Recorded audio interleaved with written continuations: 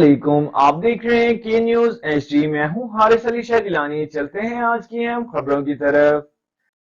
ताज़ा तरीन खबरों से बाखबर रहने के लिए हमारा चैनल सब्सक्राइब कीजिए। उबलते हुए गटर, ताफून और बदबू, गलाजत से भरपूर गलियां, नाकस और खराब सीवरेज साहिवाल का मुकद्दर बन चुका। जो किसी दौर में पाकिस्तान का पेरिस कहलाया करता था, इस शहर को यतीम का पुरसाने हाल कोई नहीं। साहिवाल के अक्सर इलाकों की तरह कंप्यूटर मार्केट, कलमा चौक, अलमारूफ मोरवाला चौक जोड़ का नक्शा पेश कर रहे हैं। कारोबार जिंदगी मफलूज होने लगा, शहरी सरापा एहतजाज। पूरी मार्केट में पानी खड़ा होने की वजह से ताफून और बदबू फैली हुई है, जिससे बेशुमार बीमारियां फैलने का खदशा है।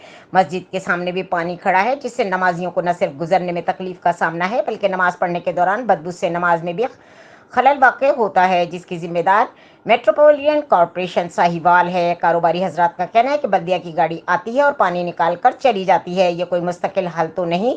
इस पानी की निकासी का इंतजाम किया जाए ताकि हमारे कारोबार रवां हो सकें।